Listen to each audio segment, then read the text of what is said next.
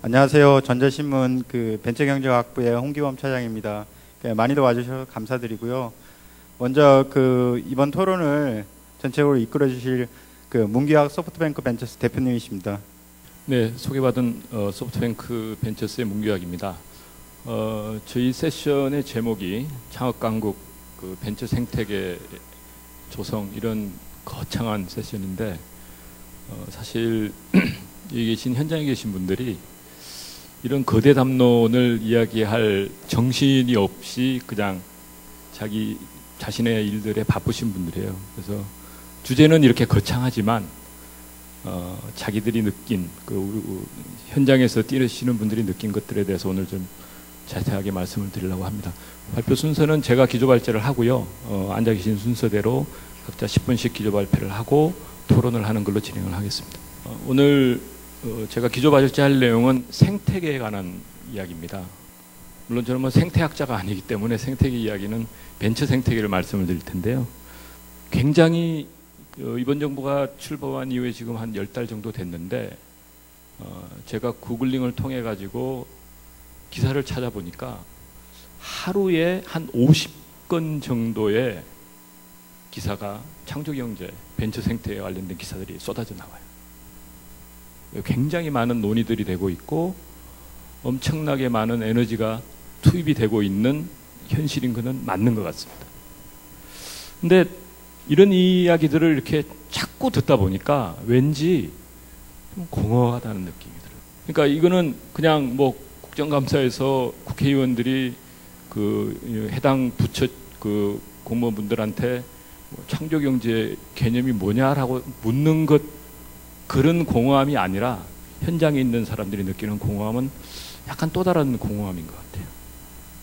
그래서 이유를 좀 보니까, 그러니까 지금 논의되고 있는 과제의 많은 부분들이 규제 관련돼서, 그 다음에 새롭게 자금이 지금 현재 9월 말까지 조성되어 있는 벤처 투자 자금이 9,500억이에요. 이게 작년에 한 5천억밖에 안 됐는데 거의 2배가 늘은 상황. 그 다음에 인력을 양성하자, 창조적인 인력을 양성하자. 그 다음에 자본시장을 활성화해야 된다. 그래서 코넥스 시장도 만들고 있고요. 그 다음에 성장 기술도 필요하다. 이런 이야기를 많이 하고 있는데 그 공허함의 본질을 보니까 단기적인 문제에 굉장히 몰두가 되고 있다라는 생각이 들어서 그렇습니다. 보다 장기적인 문제가 고민인데요. 사실 제가 늘 말씀드리는 내용 중에 사람들이 갑자기 창의적이지 않다가 탁 자고 일어나면 확 창의적이 됩니까? 그러니까 인력 양성이라는 게 굉장히 긴 로드맵 속에서 이루어져야 돼요. 자본시장도 이것도 마찬가지입니다. 여기 계신 분들이 전부 다 창의를 외친다고 해서, 창조를 외친다고 해서 갑자기 주식시장이 옳거니 오늘부터 상종가, 잘 안 되거든요. 더군다나 기술이라는 건 어찌 보면 세월의 흐름이 쌓여져야 나오는 게 기술 아닐까 싶어요. 그러니까 이런 장기적인 문제를 우리가 풀지 못하고 있고 단기적인 문제에 몰두하고 있기 때문에 공허함이 더 짙어진다, 이런 생각을 하고요. 더군다나 이 그림은 르네상스를 대표하는 아테네 학당이라는 그림이죠. 여러분, 르네상스라는 개념이 뭡니까? 르네상스는 핵심이 모방이에요. 그리스와 로마 문화를 1400년, 500년이 지난 이후에 다시 갖고 와서 모방한 거예요. 그러니까 창조라는 건 그냥 우리가 그냥 툭 말로 뱉어놓고 그냥 되겠지라고 생각할 만큼 그렇게 쉬운 문제가 아닌다라는 사실을 저희는 알고 있어야 돼요. 근데 왜 그러면 창조경제 혹은 벤처 생태계 문제가 이렇게 절박한 과제일까요? 노키아는 5년 전에 핀란드 전체 경제의 30%를 차지했어요. 핀란드 전체 기업의 법인세의 20%를 내고 있었습니다. 지금 어떻게 됐습니까? 노키아가 지금처럼 될 거라고 예측한 5년 전에 그렇게 예측하신 분 여기 계시면 손 들어보세요. 저는 없을 것 같아요. 노키아뿐 아닙니다. 근데 삼성그룹이 우리나라 전체 주식시장에서 시가총액의 몇 프로인지 아세요? 35%입니다. 우리나라 GDP 비중의 20%를 책임지고 있는 삼성이에요. 어떤 미래학자는 삼성은 5년 안에 망한다라고 이야기를 해요. 물론 그렇게 과격하게 주장하면서 삼성을 경종을 일으켜서 삼성이 망하지 않도록 하는 게 우리의 노력일 수 있겠지만 미래는 아무도 모르는 겁니다. 여러분 2028년에 우리나라의 사회상에서 어떤 모습이 있을 거냐면요. 인구의 50%가 리타이어를 합니다. 은퇴를 한 사람입니다. 우리나라 인구의 50%가 아무런 직업이나 직장을 가지지 않는 은퇴자예요. 그리고 그들은 통계적으로 보면 그들이 쓰던 비용의 40%를 은퇴를 하면 줄입니다.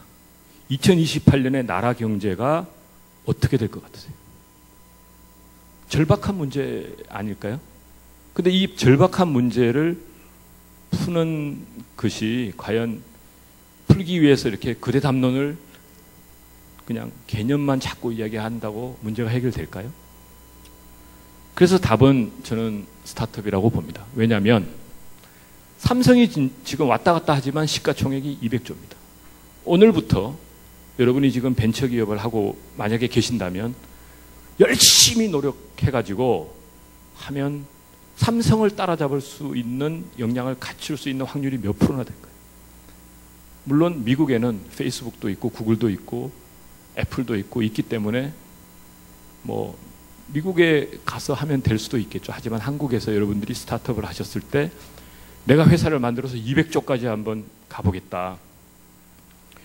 굉장히 불안하게 느껴지실 거예요. 근데 저는 1조짜리 200개는 만들 수 있을 것 같아요. 왜냐?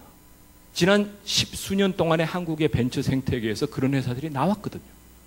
네이버가 그랬고, 다음이 그랬고, 넥슨이 그랬고, NC소프트가 그랬고, 휴맥스가 그랬고, 예전에 미래산업이 그랬고, 대덕전자가 그랬고, 그 다음에 지금 잘 나가고 있는 몇몇 부품 소재 기업들도 그렇습니다. 그러면 로비오가 핀란드의 노키아가 거의 망해가면서 노키아에 있던 많은 사람들이 나와서 조그만 벤처 기업을 만드는데 그것의 가장 큰 스타가 앵그리버드를 만든 로비오잖아요.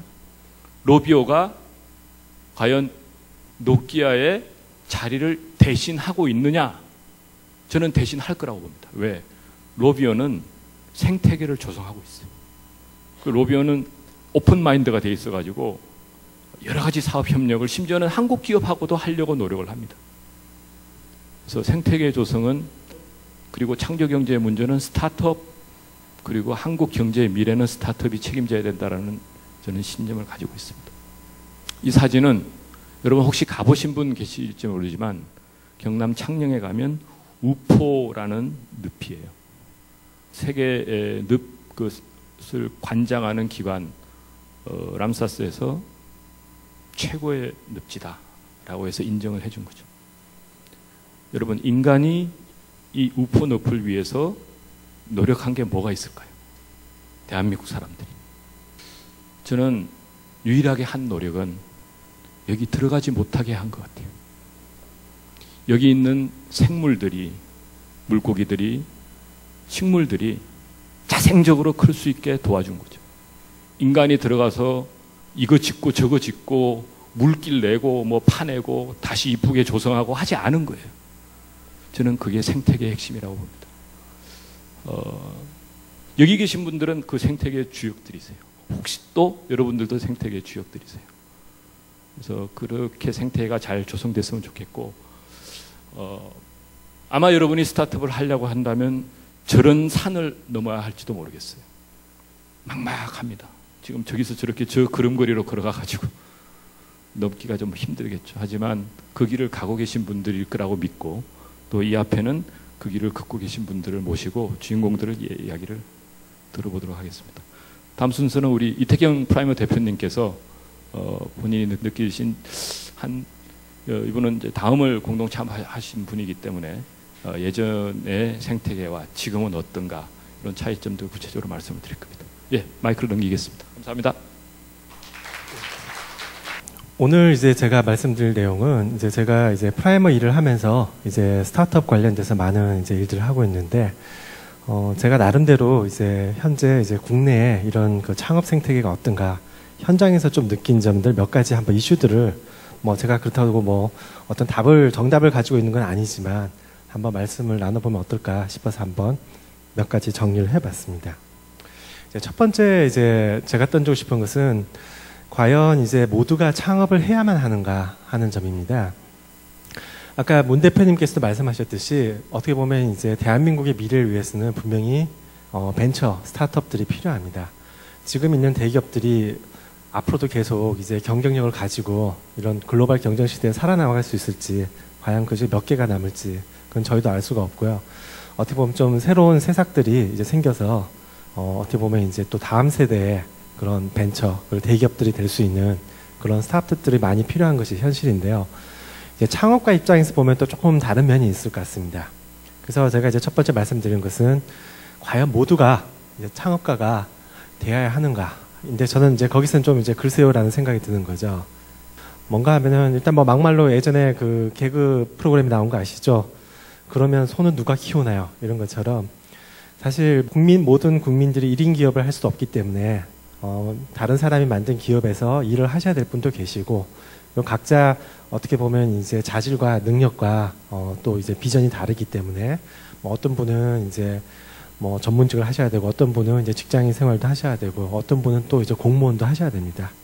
그렇기 때문에 사실 이제 모든 국민이 공무원이 될 수는 없듯이 이제 모든 국민이 창업을 할 수는 없을 테고요.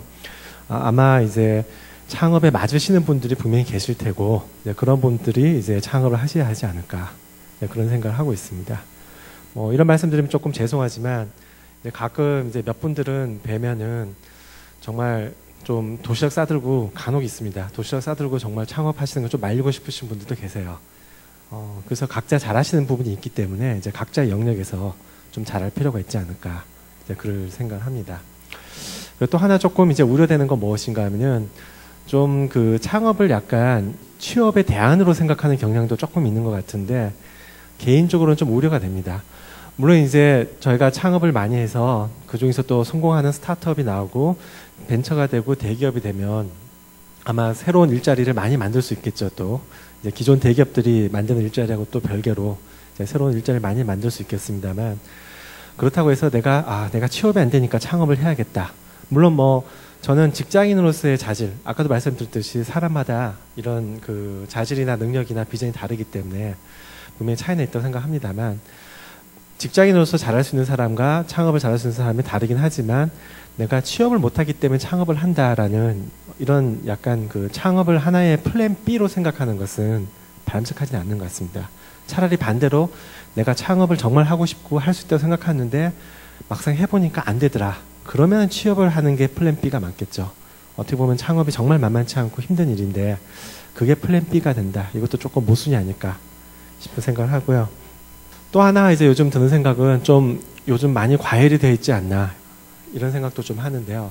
저는 일단 절대적으로 질이 올라가려면 어느 정도 절대적인 양은 좀 필요하다고 생각을 합니다. 그래서 초기에 어떻게 보면 이제 언론과 그리고 정부에서 계속 이렇게 푸시를 하고 어떤 창업 열풍을 일으킨 것은 상당히 도움이 많이 되었다고 생각을 하고요.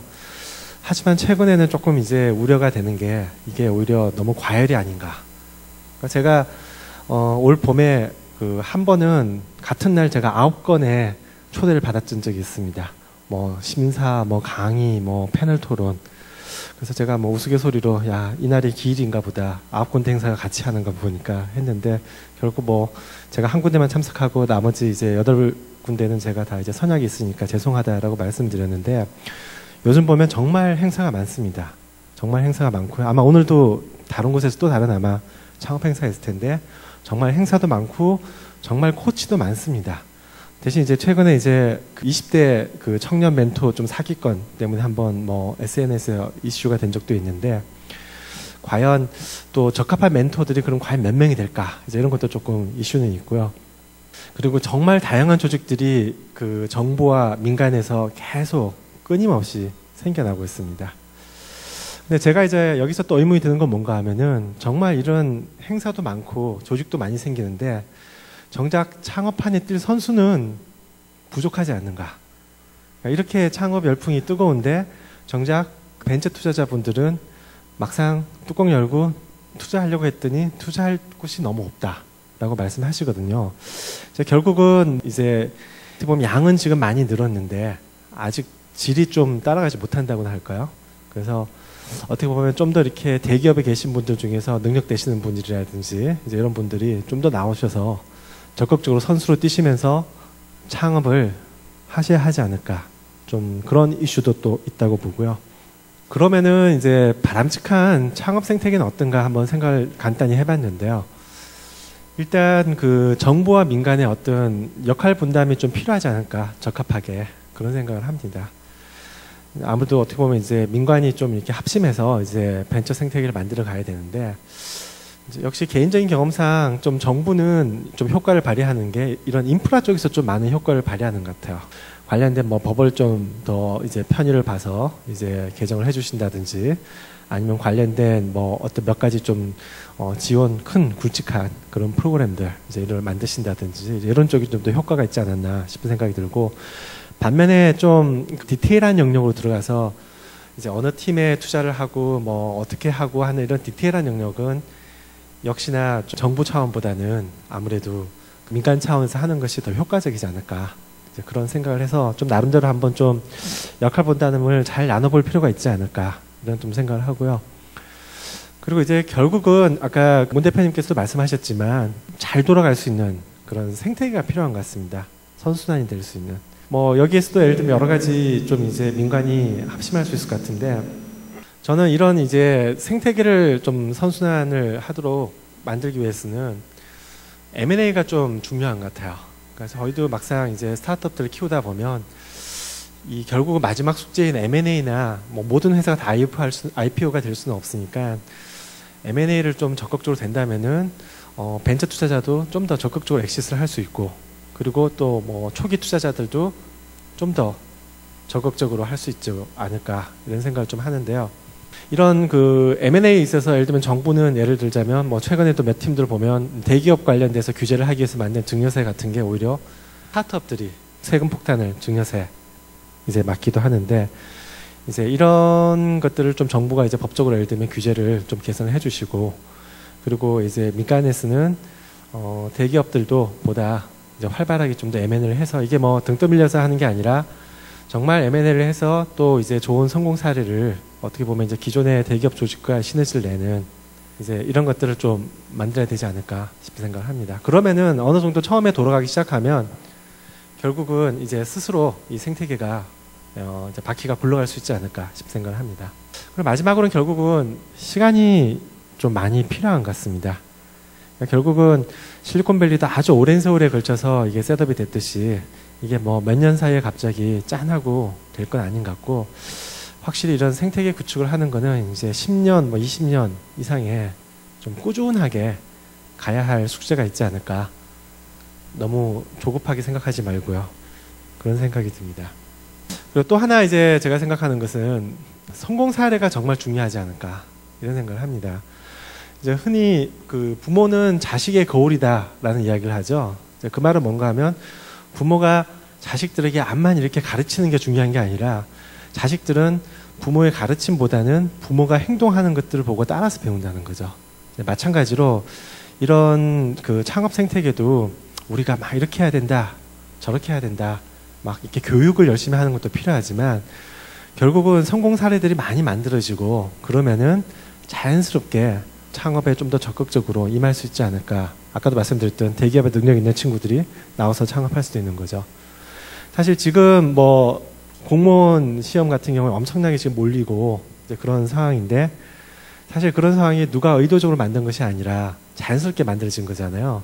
결국 이제 점점 취업이 난이 생기고 직업의 안정성 같은 걸 많이 이제 생각하다 보니까 누가 권장한 게 아니라 다들 대학생들이 공무원 준비하고 하는 건데, 마찬가지로 이게 뭐 등 떠밀어서 창업해라 할 게 아니라 정말 성공한 사례들을 만드는 것들이 정말 중요하지 않은가 싶은 생각을 합니다. 뭐 일례를 봤을 때 그 엔서즈의 김기련 대표님 아시죠? 엔서즈가 원래 그 동영상 검색을 전문으로 하는 업체고 좀 됐죠. 이제 KT의 인수가 작년인가? KT의 인수가 된 회사입니다. 그런데 김기련 대표님 같으신 경우에도 제가 말씀을 나눠보면 말씀하시는 그 어떤 창업의 동기 중에 하나가 카이스트의 장병규 대표님이 오셔가지고 이제 네오위즈랑 천년 창업자시죠. 오셔서 후배들한테 밥도 사주면서 이런 어떤 성공한 선배의 모습을 보여주니까 자연스럽게 이제 김기련 대표님도 아 나도 한번 창업을 해서 저렇게 되고 싶고 또 후배들한테 밥도 사주고 싶고 도움을 주고 싶다. 이런 식으로 자연스럽게 이렇게 좀 순환이 되는 게 가능하지 않을까 그런 생각이 듭니다. 사실 이제 요즘 이제 벤처인 세대들은 저희 이제 거의 이제 40대인데 이제 지금 창업하는 친구들은 다 20대, 30대들이죠. 그렇기 때문에 어떻게 보면 저희는 약간 이제 삼촌 세대 이렇게 되기 때문에 저희 말고 좀 더 형님이나 아니면 이제 동기 세대에서 20, 30대에서 또 많은 성공 사례가 나오면 옆에서 결국은 보고 아 나도 저거 한번 해볼 만하다. 그냥 뭐 먼 나라 이야기가 아니고 드라마가 아니고 옆에 친구가 그리고 선배가 하는구나. 이런 사례를 많이 만드는 것이 또 정말 중요하지 않을까 생각을 합니다. 마지막으로 이제 글로벌 시장에 대해서 한번 제가 좀 생각을 해봤는데요.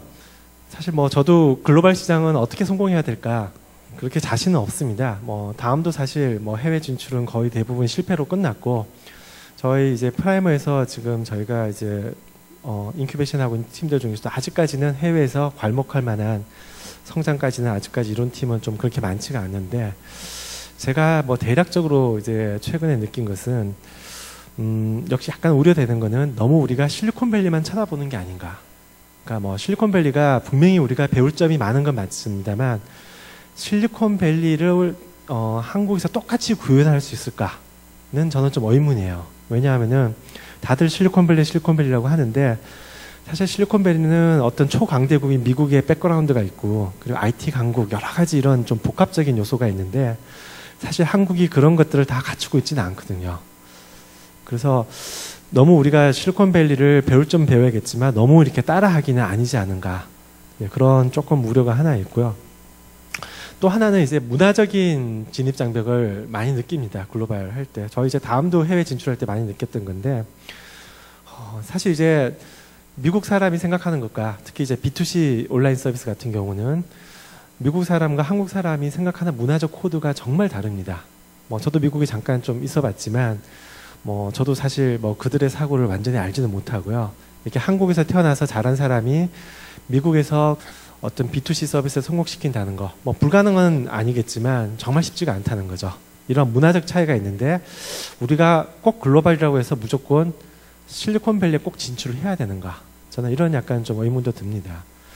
그래서 제 생각에는 꼭 글로벌 시장을 너무 이 미국에만 국한을 시키지 말고 조금 더 폭넓게 봤으면 좋겠다. 최근에 제가 뭐 미국도 갔다 왔지만 일본이랑 이제 뭐 싱가포르 같은 데도 가서 뭐 많이 만났는데 확실히 아시아가 좀 더 만만하다는 표현은 조금 뭐 그럴 수 있겠습니다만 미국보다는 조금 더 가능성이 높지 않나 그런 생각이 많이 들어요. 특히 이제 일본 같은 경우 저희 이제 그쪽 뭐 초기 VC나 아니면 엑셀러레이터도 많이 만나고 스타트업도 만났는데 들어보면 일본의 시장은 정말 매력적인데 일본의 스타트업이 한국의 스타트업보다 경쟁력이 높냐?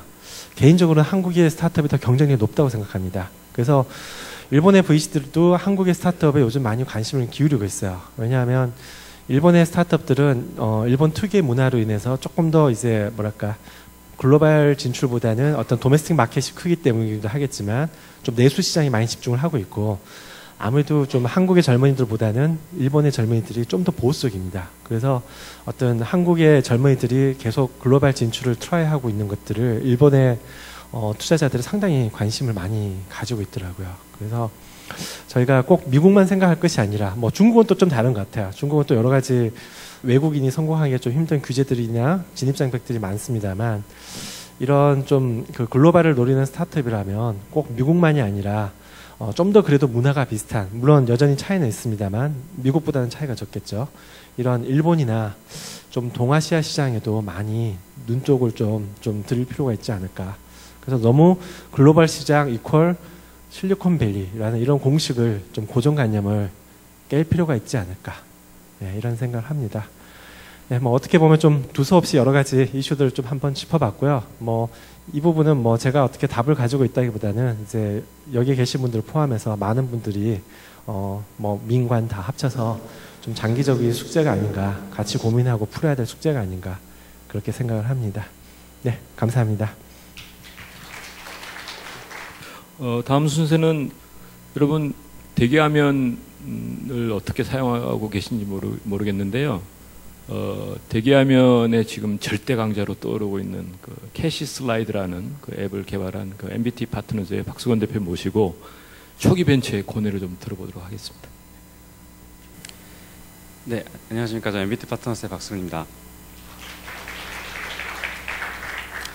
새내기 벤처인으로서 좀 어떤 얘기들 좀 할 수 있을까 고민을 했었는데, 그래서 제가 보기에는 이제 여러분들께 이런 뭐 거대 담론이나 아니면 창업 강국의 뭐 생태계를 이렇게 개선을 해야 된다라고 제안을 하기보다는 오히려 저희가 지난 1년 동안 되게 이렇게 치열하게 달려오고 그리고 경험하고 좀 느꼈던 부분들을 좀 소개를 드리고 같이 좀 공감대를 얻는, 네, 이제 그런 식으로 얘기를 좀 진행해 보려고 합니다. 네, 그래서 우선 저에 대한 소개입니다. 저는 이제 서울대학교 경영학과를 졸업하고 학교를 다니면서부터도 이제 좀 워낙에 벤처에 대한 좀 동경이 있어서 학교를 다니면서 스타트업을 좀 같이 해봤다가 역시 좀 잘 안 돼서, 네, 그리고 이제 졸업하고 이제 이런 BCG라는 좀 큰 조직에서 이제 한 3년 정도 일을 하고, 그리고 작년 여름에 뜻한 바가 있어서 창업을 하게 된, 그래서 지금 약 한 1년 정도 MBT 파트너스 운영을 하고 있는 새내기 CEO입니다. 저희 회사에 대한 소개이고요. 저희 MBT 파트너스의 사명에 대해서 다들 좀 많이 궁금해 하시더라고요. 왜 MBT고, 파트너스는 무슨 투자 회사냐라고 하시는데, 사실 저희 MBT 파트너스는 넥스트 빅띵을 만들어 보자. 그러니까 저를 포함해서 대부분의 창업자들이 이제 좀 다른 벤처들이랑은 좀 다르게 대부분 큰 조직에서 대기업 또는 이제 외국계 기업 또는 이제 대학원에서 한 3년에서 4년 정도 일을 했던 그런 친구들이고요. 근데 저희가 느꼈던 거는 한창 역량을 가지고 열심히 일을 할 수 있는 이런 젊은 시기에 이런 커런트 빅띵에 묶여 있어야 되겠느냐, 혹시 이런 역량들을 넥스트 빅띵 우리가 직접 만들어내는데 쓸 수 있지 않겠느냐라고 이제 생각을 해서 넥스트 빅띵을 같이 만들어가는 사람들이라고 해서 파트너스라는 이름을 붙였습니다. 그래서 저희 법인 설립은 작년 여름에 조촐하게 논현동의 옥탑방에서 4명이서 시작을 했었고요. 근데 이제 1년 동안 이제 비즈니스가 좀 많이 커오면서 지금은 한 식구들이 한 45명 정도 되는 회사가 됐습니다. 그리고 저희 지금 MBT 파트너스가 하고 있는 주요 사업은 이 핸드폰의 잠금 해제화면에 이제 이 컨텐츠나 광고들을 전달을 하고 그를 통해서 이제 광고 수익을 가져가는 이런 잠금 해제 기반 모바일 광고 플랫폼 키슬라이드이고요. 정식 서비스 런칭은 11월 19일에 런칭을 해서 지금 현재 누적 회원 가입자가 750만 명, 그리고 매일매일 이 키슬라이드를 통해서 잠금 해제 화면을 들여다보시는 분들이 하루에 200만 명이 되십니다. 그래서 그들이 하루에 50번씩 잠금 해제를 하시는 것들이 이제 저희의 이 인벤토리이고요. 그래서 하루에 1억 페이지 뷰를 바탕으로 이제 광고 매출을 올리고 있습니다. 사실 저희가 이런 서비스 자체를 기획을 할 때의 고민이었습니다. 사실 뭐 이렇게 말씀하시면 믿으실지 모르겠지만 어떤 사업을 할지 모르고 정하지 않고 무작정 창업을 했고요. 그래서 일단 넥스트 빅띵을 좀 만들어 보자라고 창업을 하고 창업자들이 다 모여서 고민을 했습니다.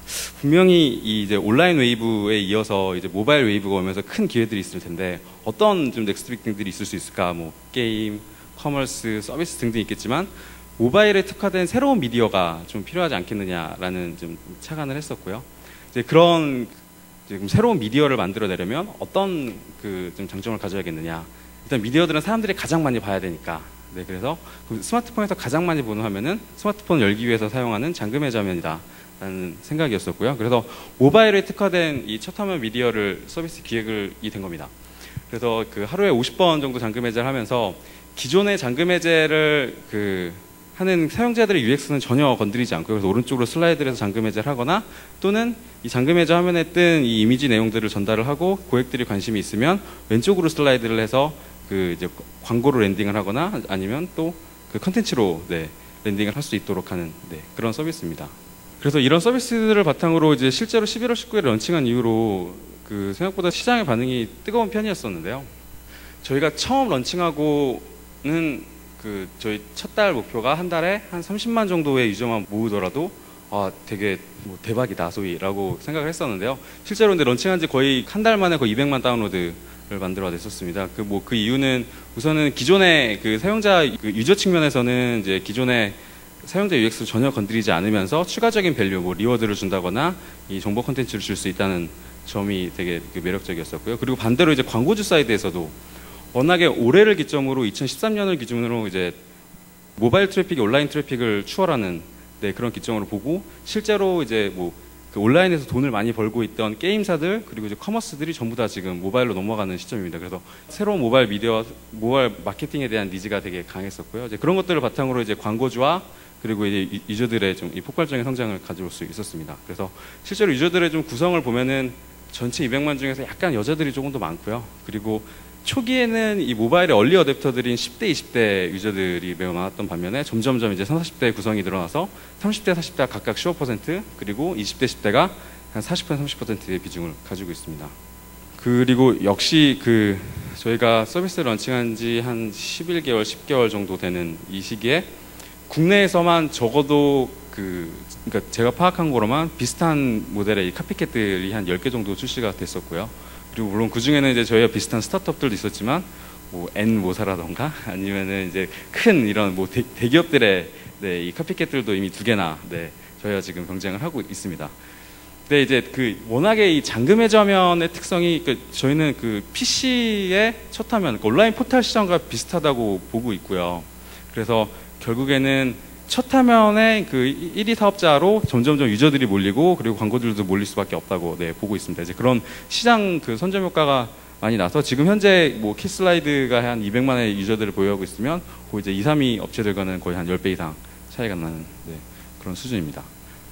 그리고 사실은 이런 잠금 해제 기반의 이런 200만의 DAU라는 게 이 잠금 해제 기반의 미디어들과의 비교뿐만 아니고 전체 지금 이 국내 안드로이드 앱 서비스들 중에서 어느 정도 매체력을 가지느냐에 대한 이야기입니다. 그래서 저희가 이 DAU를 기준으로 쭉 랭킹을 매겨본 자료인데요. 보면 200만의 DAU가 약 저희 한 8위 정도 수준이고요. 그 위로는 이제 저희가 뭐 넘을 수 없는 뭐 카카오톡, 뭐 페이스북, 네이버, 카카오 스토리 정도만 남아 있는 상태입니다.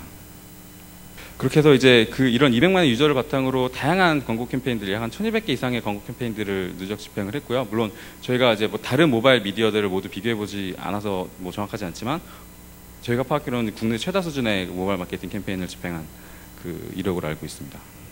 결국 이제 이런 모바일 광고 캠페인들을 바탕으로 전체 누적 매출액 약 한 지금까지 110억 원 정도를 발생을 했고요. 물론 첫 시작은 런칭 후 첫 달 매출이 아마 한 1억 원 수준이었습니다. 1억 원, 3억 원, 6억 원 그렇게 해서 지금 월 매출 20억 원 수준으로 지금 매우 빠르게 성장을 한 상태고요. 그리고 좀 다른 스타트업들과는 다르게 이런 실제로 좀 매출이 발생하는 초기부터 매출이 발생하는 이런 비즈니스 모델 덕분에 좀 수월하게 런칭한 지 약 한 7개월 만에 40억 원 규모의 3J 펀딩을 마칠 수 있었습니다. 사실은 지금까지 저희가 숨가쁘게 이렇게 달려왔지만 앞으로도 저희가 지금 가야 될 길과 고민들은 정말 많이 있고요. 그 중에 하나가 이제 저희는 결국에는 이 첫 화면을 잡고 나면 할 수 있는 것들이 단순히 이런 광고나 뭐 게임 광고나 아니면 커머스형 광고 이외에도 다양한 것들을 많이 할 수 있다고 보고 있고요. 그래서 저희가 지향하는 점은 이 모바일 환경에 맞는 새로운 모바일 문법에 맞는 이 포탈이 될 수 있지 않을까를 고민하고 있습니다. 그래서 우선은 기존의 인앱 기반의 모바일 포털들, 그러니까 PC에서 네이버나 다음과 같은 이런 포털 사업자들이 빠르게 모바일로 어댑션을 했는데 사실은 PC에서의 유저 환경들을 그대로 들고 왔다고 볼 수 있고요. 그래서 그걸 좀 실행을 시켜야 되고 그리고 들어가면은 PC에서 받아보는 뉴스 스탠드, 메스 형태로 정보가 전달이 되고 그리고 타이핑과 검색 위주의 사용 기능들인데요. 그에 비해서 이제 모바일의 환경에 맞게 이제 스마트폰을 열자마자 바로 보이는 그런 푸시 형태의 포탈, 그리고 이 스마트폰의 특성은 이 하나하나가 매우 개인화된 디바이스라는 거고요. 그래서 정밀하게 타겟팅된 광고 또는 나에게 큐레이션된 컨텐츠들이 나가는 그런 형태의 포탈을 보고 있습니다. 그리고 또한 타이핑이랑 검색 대신, 타이핑이랑 텍스트 대신 이미지 중심, 터치 중심, 슬라이드 중심의 UI를 바탕으로 한 포탈을 꿈꾸고 있고요. 그래서 실제로 이제 이런 작업들이 일어나고 있습니다. 그래서 저희가 전체 하루에 사용하는 1억 페이지 뷰 중에서 광고로 사용하는 페이지 뷰는 약 한 5천만 페이지 뷰 정도밖에 안 되고요. 나머지 페이지 뷰들은 이런 전체 7개 언론사들을 통해서 제공받고 있는 콘텐츠들이 네, 뉴스 슬라이드로 그 제공이 되고요. 그리고 이제 뭐 서울 옥션이나 아니면 아트폴리오와 같은 이제 그런 단체들과 협약을 통한 이 예술 컨텐츠들, 그리고 이제 뭐 YG와의 뭐 제휴를 통한 엔터테인먼트 컨텐츠들이 잠금화면을 통해서 고객들에게 서빙되고 있습니다. 사실은 지금까지가 이제 저희가 그 국내에서 이제 어떻게 성장을 해왔었고, 그리고 또 앞으로 어떻게 성장할 거에 대한 좀 고민들이었다면요. 그 저희는 그 감히 첫 화면, 전 세계 최초의 첫 화면 미디어로서 아직까지 전 세계에 이런 와이트 스페이스들이 많이 있다고 보고 있습니다. 그래서 지금 저희가 보고 있는 시장이 모바일 광고 시장 규모를 비교를 해보면 한국이 약 4천억 정도 규모, 물론 전 세계에서 뭐 작지 않은 규모입니다. 한 4위에서 5위 규모의 시장인데요. 그럼에도 불구하고 바로 이제 옆 이웃나라 일본 한 1.7조 정도, 그리고 미국이 한 5배 정도 됐는데 2조 원 규모의 시장으로 보고 있습니다. 그래서 이런 와이트 스페이스들 시장, 저희가 사실 한국에서의 시장 선점 효과를 톡톡히 봤기 때문에 매우 빠르게, 그리고 이 시장 기회를 포착하기 위해서 해외 진출을 시도를 하고 있고요. 그리고 이제 그 결과로 실제로 일본에서는 저희가 올해 초부터 좀 준비를 해서 이 일본의 최대 광고 대행사인 에드웨이지와 그 파트너십을 통해서 일본에 올 6월에 런칭을 한 상태입니다. 그래서 뭐 그 사이에 한 10만 정도의 유저들을 확보를 했고요. 그리고 이제 에드웨이즈와의 협업을 통해서 이 로컬에서의 그 광고 영업, 그리고 로컬에서의 컨텐츠들을 공급을 받으면서 네, 성장을 해나가고 있습니다. 네, 여기까지가 이제 저희가 지금 고민하는 부분들이고요. 근데 하지만 저희가 진정한 넥스트 빅띵이 되기 위해서는 아직까지 저희가 넘어야 될 산이 많습니다. 사실 아까 문기학 대표님 발표의 맨 마지막 페이지가 저는 너무 이렇게 인상이 와닿는데요. 엄청난 험난한 산들이 있고 저희는 배낭을 메고 이제 막 올라갔는데 그런 스테이지라고 보시면 됩니다. 그래서 넥스트 빅띵을 위해서 가야 될 길이 정말 멀지만 그 중에서 뭐 정말 고민되는 포인트들이 많습니다. 실제로 뭐 주변에서는 이제 뭐 창업 경제다, 또는 이제 뭐 벤처 생태계를 이제 띄워주자라고 하시면서 많이 말씀하시면, 실제로 이 벤처를 하는 사람 입장에서는 뭐 우선은 뭐 핵심 인력들이, 그러니까 사실 벤처는 솔직히 저는 사람 장사라고 보고요. 그러니까 뛰어난 핵심 인력들이 뛰어난 서비스를 기획해서 뛰어나게 개발을 해서 그걸 뛰어나게 파는, 네, 그렇기 위해서 뭐 핵심 인재를 채용하는 부분이나, 또는 실제로 이제 뭐 그런 얘기들도 있습니다. 이제 벤처 창업 한 4년에서 5년 차, 3, 4년 차에 기업이 되고, 그리고 어느 정도 성과가 나기 시작하면 갑자기 이제 국세청에서 세무조사를 나오십니다. 그래서 5년 전에 이 창업을 했었을 때 그때 영수증도 다 내놔라. 증빙이 없으면 증빙불비해서 대표 상여 처리하겠다. 이런 정부의 좀 황당한 좀 규제가 있을 수도 있고요. 그리고 역시나 이제 다 잘 아시는 이 대기업들의 따라 베끼기, 매우 쉽게 카피를 하는데 그런 경쟁이나, 그리고 이제 실제로 서비스 고도화를 하기 위해서는 저희 이 작은 벤처 하나만으로는 힘이 들고요. 아무래도 다양한 제휴사들과의 좀 제휴가 필요한데요. 이제 그런 면에 있어서도 뭐 컨텐츠를 가지고 있거나, 또는 이제 트래픽이나 이제 이런 유저들을 가지고 있는 제휴처들의 이런 시장의 오픈네스가 좀 문제가 되는 것들도 있고요. 그리고 역시 한국에서 아직까지 뭐 라인을 제외하고는 성공적으로 이 글로벌라이제이션을 한 모바일 IT 기업이 없는 걸로 알고 있습니다. 그래서 그런 사례가 좀 없는, 그리고 그렇기 위한 인프라나 뭐 제도가 좀 해외 진출을 지원해 줄 수 있는 그런 인프라나 제도가 매우 부족한 그런 부분도 있고요. 네, 그래서 이런 부분들은 아마 뒤에 조금 더 뭐 문기학 대표님과 좀 얘기를 나누면서 조금 더 이런 이 담론들을 나눌 수 있었으면 좋겠습니다. 네, 감사합니다. 네, 아무래도 새내기 벤처이기 때문에. 근데 굉장히 놀랍죠. 1년 만에. 저희가 투자한 기업 중에 하나는 생긴 지 한 8년 되는데 아직 매출이 없는 기업도 있거든요. 1년 만에 굉장히 놀랍습니다. 그래서 자기 회사에 대해서 상세히 설명하면서 여러분들에게 초기 벤처의 고민을 좀 나눈 것 같고요. 여러분 혹시 기업가들의 가장 큰 꿈이 뭔지 아세요? 여러 가지 꿈이 있겠지만 저는 그 중에 하나가 자기 회사의 서비스가 혹은 제품이 고유명사화 되는 거라고 봐요. 예를 들면 조미료의 고유명사가 뭡니까? 미원이잖아요. 여러분 면도기를 미국 애들은 뭐라 그러는지 아세요? 하도 이 회사가 초등학생한테 광고를 확 때려놓으니까 몇 년 지나니까 그게 고유명사. 미국 애들은 면도기를 찔러시라 그래요. 이 회사의 서비스는 점점 고유명사가 되고 있어요.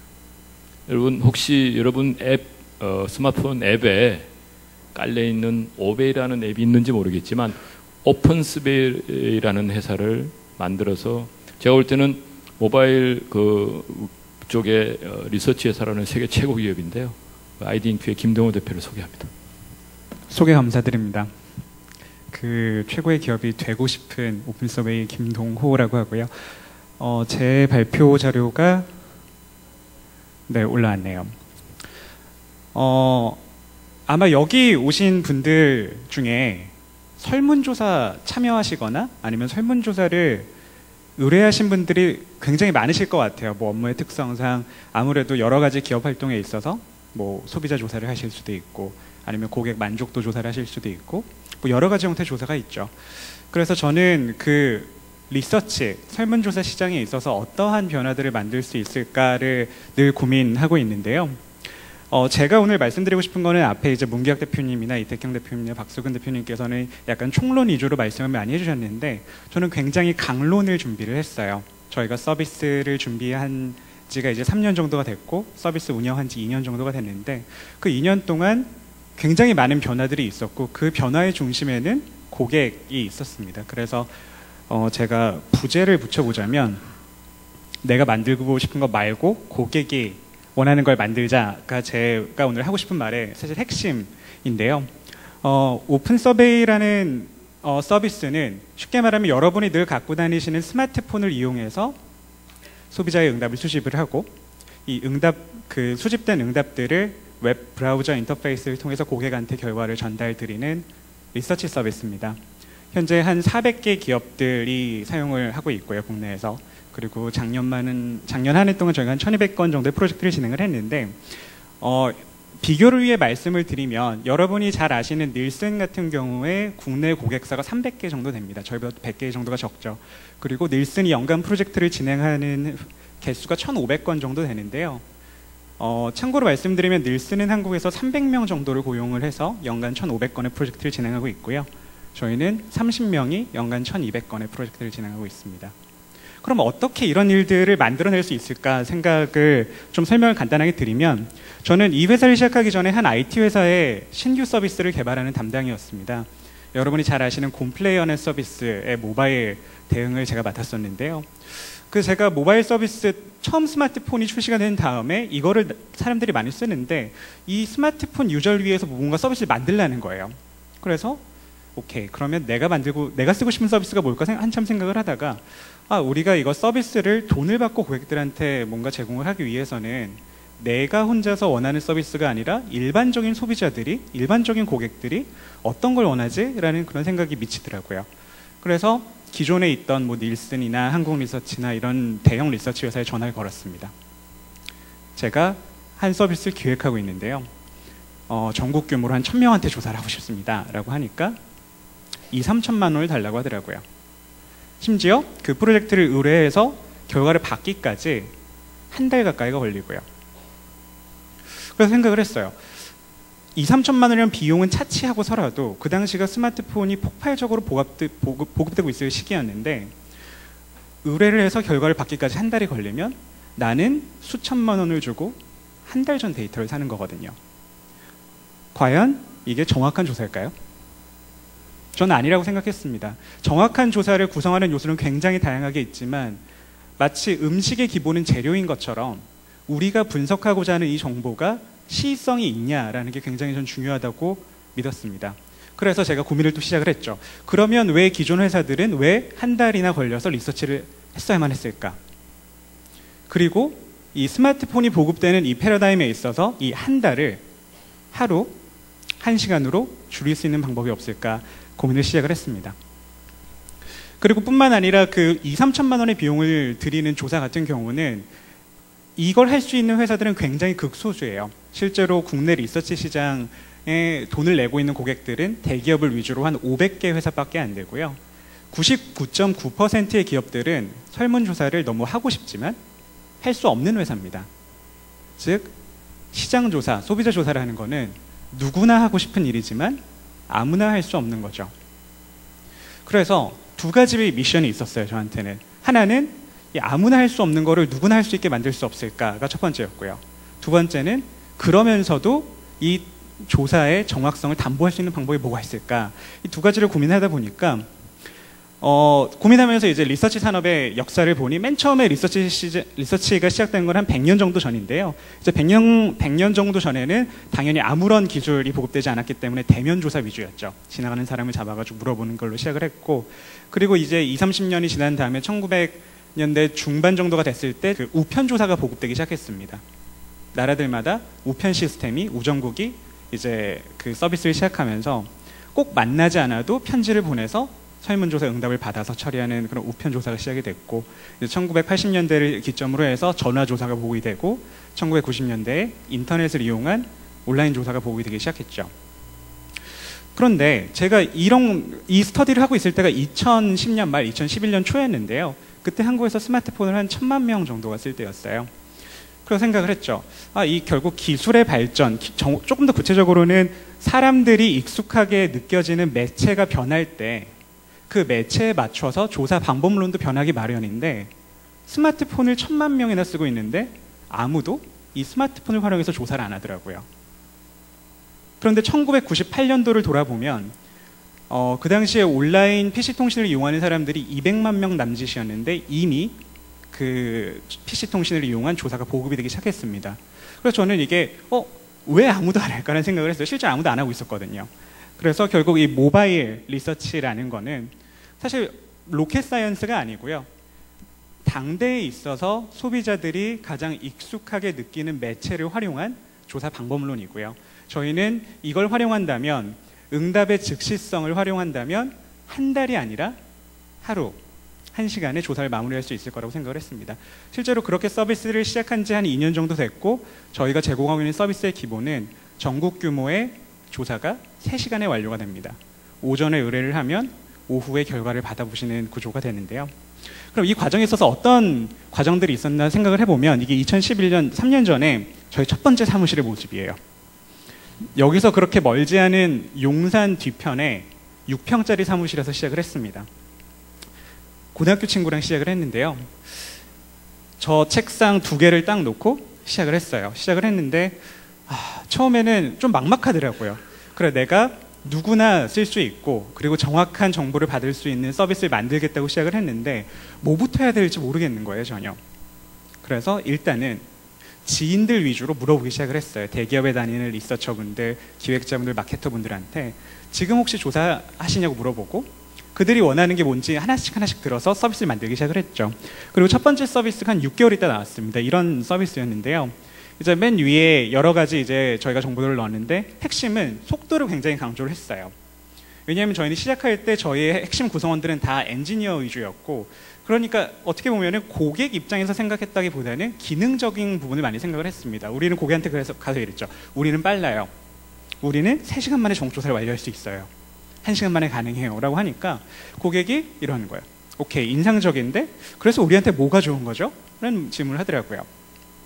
즉, 개발자 입장에서는 우리들이 제공하는 하나하나의 기능들이 있지만 고객의 언어로는 그 기능에 따른 효익이 있어야 되는 거거든요. 이 기술이 추가됐을 때 우리가 어떤 효익이 있을까요? 라는 그 질문을 많이 하시면서 그때 생각했어요. 우리가 너무 리서치 자체에 대해서 깊이 있게 생각을 못하고 시작을 했구나. 굉장히 초보적인 수준에서 기술적인 접근을 했던 거죠. 리서치 문제를 풀기 위한. 그래서 처음에 서비스를 런칭했을 때 한 2달 동안은 굉장히 어려웠던 것 같아요. 기업들한테 가도 이 리서치라는 시장 자체가 굉장히 보수적일 뿐만 아니라 새로운 회사가 새로운 검증되지 않은 방법론을 갖고 이 미팅을 하니까 굉장히 다들 의구심에 가득 차 있으셨죠. 그래서 저희가 절치부심을 하면서 고객들의 피드백 하나하나를 소중하게 여기면서 이제 두 번째 사이트를 개발을 하게 됩니다. 이제 두 번째 사무실의 사진인데요. 저희가 1년에 한 번씩 사무실을 바꿨는데 역삼동에 있는 주택이었어요. 이 주택 안방을 이렇게 터서 저희가 작업을 하면서 만든 서비스가 이 저희 첫 번째 리뉴얼 결과입니다. 보시면 아시겠지만 저희가 첫 번째 웹사이트의 제일 처음에는 1시간이면 완료가 됩니다 라고 기능을 강조했는데, 두 번째 웹사이트의 처음에는 최신 데이터가 가장 정확한 데이터입니다 라고 이름을 바꿨죠. 즉 기술적으로 기능적으로 우리가 제공할 수 있는 걸 단순 나열했던 거에서 고객 의견을 들으면서 고객이 과연 뭘 중요하게 여길까? 그들은 빠르다라는 걸 바잉하는 걸까? 아니면 정확하다라는 걸 바잉하는 걸까? 당연히 후자였거든요. 그래서 이걸 깨닫는 과정이 한 6개월 정도 걸렸던 기억입니다. 그래서 두 번째 웹사이트가 런칭된 다음에는 조금씩 대기업들이 사용하기 시작하셨어요. 그리고 이제 일본에도 이 서비스를 제공하고 있고, 근데 여전히 이 두 번째 사이트를 갖고 고객한테 서비스를 제공하는 데에도 많은 기업들이 이런 얘기를 하시는 거예요. 아, 정말 정확한 시의성 있는 정보를 받아봐서 좋은데 설문하고 싶은데 설문 설계를 못 하겠다는 거예요. 설문을 해야 되는지는 알겠는데 어떻게 설문을 해야 될지는 모르겠다는 말씀을 하시더라고요. 그래서 거기서 또 한 번 부딪혔어요. 아, 도대체 그러면 우리가 갖고 있는 여러 가지 기술적인 기능들을 고객의 입장에서 효익으로 풀어서 설명을 했는데 그럼 뭐가 더 필요할까? 결국은 고객의 경험에 대한 문제거든요. 고객이 이게 필요하다고 느끼느냐는 첫 번째고, 그럼 두 번째는 필요하다고 느꼈는데 이거를 직접 쓰기까지 어떤 허들들이 있냐. 아주 쉽게 생각하면은 결국 나는 설문을 하고 싶은데 설문을 조사해본 경험이 별로 없으신 거예요, 고객들이. 그래서 저희가 추가한 기능이 템플릿 기능이었습니다. 뭐 만족도 조사라든지 인지도 조사라든지 선호도 조사와 같은 일반적인 기업에서 자주 발생할 수 있는 유형의 조사들을 저희가 데이터베이스화 했어요. 그래서 기업들 입장에서는 하나하나 모든 질문들을 만들어야 됐던 게 클릭 한 번으로 만족도 조사를 설계하실 수 있게 된 거죠.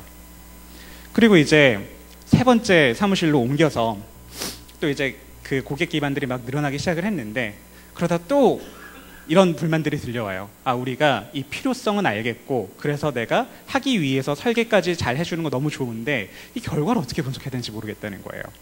그래서 산 넘어 산인 거죠. 저는 이것만 해결하면은 뭔가 될 줄 알았는데 그거 해결하고 나니까 또 다른 문제가 나오고 또 다른 문제가 나오고 이게 계속 반복이 됐는데, 그래서 그럼 설계를 그 분석을 어떻게 우리가 잘 도와줄 수 있을까? 원가를 높이지 않으면서 고민을 많이 했어요. 왜냐하면 원가가 높아지게 되면 저희가 원했던 누구나 할 수 있는 서비스를 제공할 수 없거든요. 실제로 저희가 제공하는 가격이 일반적인 전통적인 리서치 회사에 비해 3, 4배 정도 가격이 낮습니다. 그 이유는 데이터를 수집하고 분석하고 리포팅하는 과정이 자동화되어 있기 때문인데요. 이 부분이 전통적인 방식에서는 리서처분들이, 전문 인력분들이 시간을 들여서 해야 되는 일이었고요. 그럼 분석 과정에서 우리가 어떻게 원가를 절감하면서 동시에 만족스러운 효익을 줄 수 있을까 고민을 했더니 관찰에서 시작을 했어요. 저희 회사에도 이제 뭐 닐슨이나 글로벌 리서치에서 오신 리서치 전문가분들이 계신데 이분들이 고객들의 요청에 의해서 결과를 분석하는 과정을 옆에서 쉐도잉하기 시작한 거죠. 이 데이터를 딱 결과가 나왔을 때 이 사람들이 어떤 거 먼저 데이터를 보지? 그리고 어떤 변수들을 비교해 보지? 그런 것들을 저희가 자동화할 수 있는 거를 최대한 끄집어내 봤어요. 이분들이 하는 거는 굉장히 비정형 업무지만 이 비정형 업무의 연속 중에는 정형화할 수 있는 과정들이 있거든요. 예를 들어 데이터 테이블이 나왔는데 평균값보다 5% 이상 차이 나는 것들을 마킹하시더라고요. 데이터를 보실 때. 그래서 그걸 자동화했어요. 자연스럽게 브라우저 상에서 5% 이상 차이 나는 셀들을 컬러링 해준 거죠. 그리고 더 많이 차이가 날수록 농도를 짙게 해주고, 이런 식으로 분석 과정들을 붙여서 실제로 이런 저희 기능을 추가를 했습니다. 이게 보시면 상세 분석 페이지인데요. 예를 들어 1번 문항에 대해서 응답을 뭐 남자 30%, 여자 70%가 받았는데 고객들이 이렇게 됐을 때 좀 우리 고객은 남자 대 여자가 1대1인데 이거에 맞춰서 좀 분석을 할 수 있냐라고 하면은 전통적으로는 엑셀 파일을 다운받아서 피보팅하고 그래프를 다시 그려야 되는 그런 작업들이 저희 위에 보이시는 응답자 구성 가중치를 슬라이드 바를 조금만 옮기시면 이게 5대5로 응답을 받았을 때 결과가 자연스럽게 밑에 렌더링이 됩니다. 이런 식으로 결국 저희는 지난 3년 동안 크게 서비스를 뭐 3번 정도 바꿔왔고요. 그리고 그 과정에서 물론 한 100번 가까이 되는 마이너 업데이트들이 있었지만 거기에 핵심에는 처음에는 제가 원했던, 제가 만들고 싶었던, 제가 사용하고 싶었던 서비스에서 시작을 해서 가면 갈수록 고객이 원하는 방향으로 서비스가 이터레이션 됐던 거죠. 실제로 서비스가 런칭된 직후에 저희가 서비스를 4번 바꾸는 과정에서 뭐 저희가 첫 분기, 그러니까 2012년 1분기가 저희의 첫 번째 비즈니스 쿼터였는데요.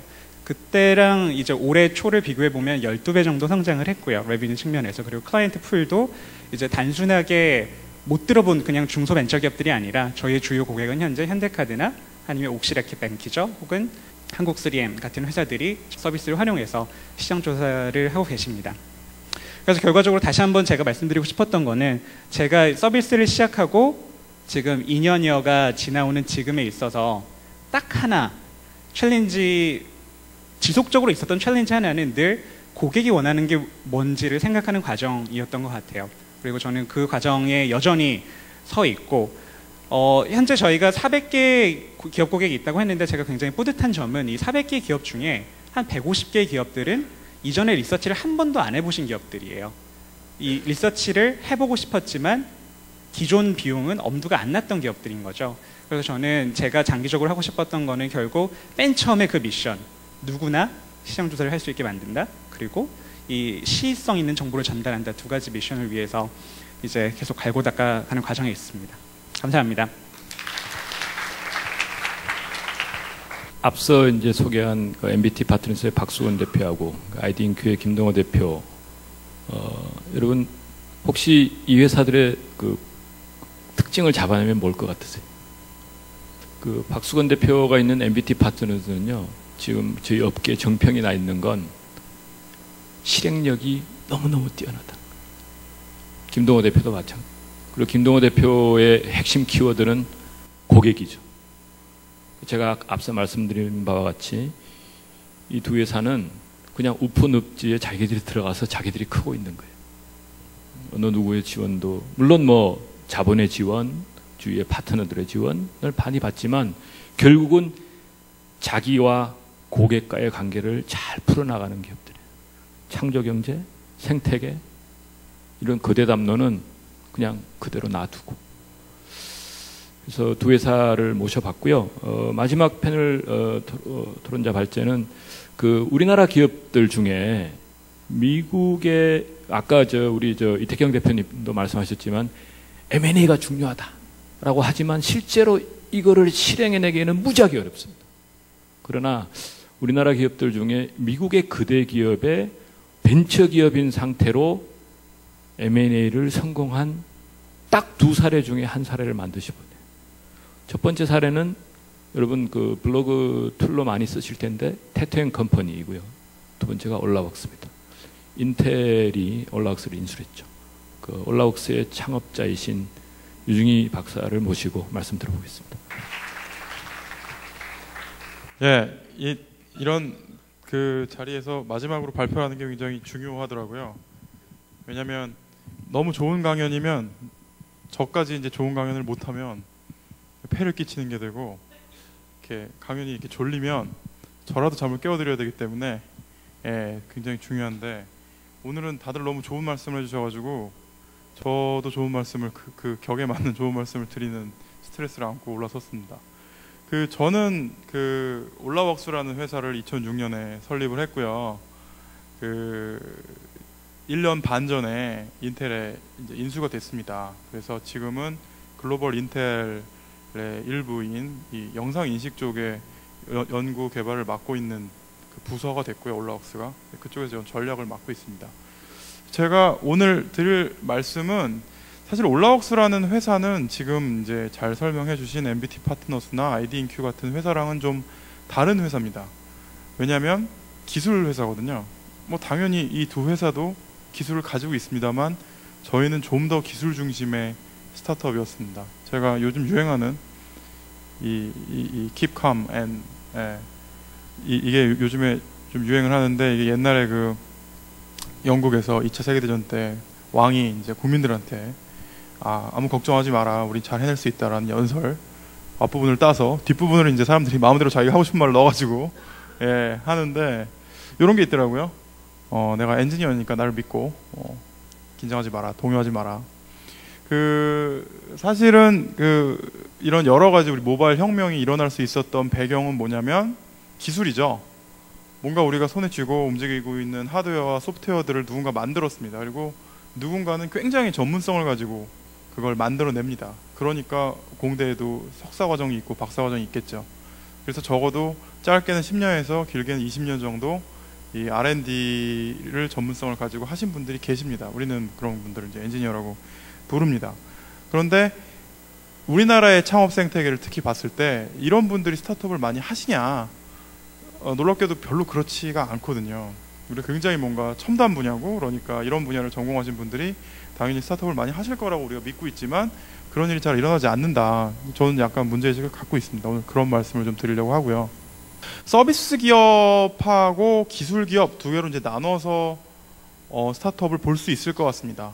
그러니까 내 아이디어가 실제로 실행되는 데 있어서 기술이 진입장벽이 되느냐, 아니면 이 서비스 자체의 아이디어가 진입장벽이 되느냐에 따라서 서비스 기업과 기술 기업으로 나눠서 얘기할 수 있습니다. 근데 사실은 이것들이 동전의 양면이고, 궁극적으로는 좋은 서비스 아이디어가 지탱되기 위해서는 굉장히 깊이 있는 기술이 뒷받침이 되어야만 합니다. 예를 들어보겠습니다. 여러분들은 그 애플 하면 폭발적인 앱스토어의 성공을 기억하실 겁니다. 굉장히 많은 앱들이 이 생태계 위에 올라가 있고요. 애플이나 구글이 만들어낸 이런 모바일 생태계가 아니면 여기 계신 이 두 회사들, 아니면 지금 나오는 그 수많은 모바일 어플리케이션 관련된 회사들도 존재하지 않았겠죠. 근데 사실은 애플이 이런 서비스 아이디어를 가지고 빨리빨리 구현하는 회사이냐? 절대로 그렇지 않습니다. 아시겠지만 애플 아이폰에 들어가 있는 심장 역할을 하는 이 칩셋 자체를 설계하고 개발하는 것은 다 애플 직원입니다. 애플은 굉장히 수직 계열화되어 있고 정말로 하이테크에 해당하는 칩 설계부터 시작해서 핸드폰 아니면 노트북, 그다음에 스마트 패드 같은 하드웨어 설계, 그 위에 소프트웨어 개발, OS도 직접 만들죠.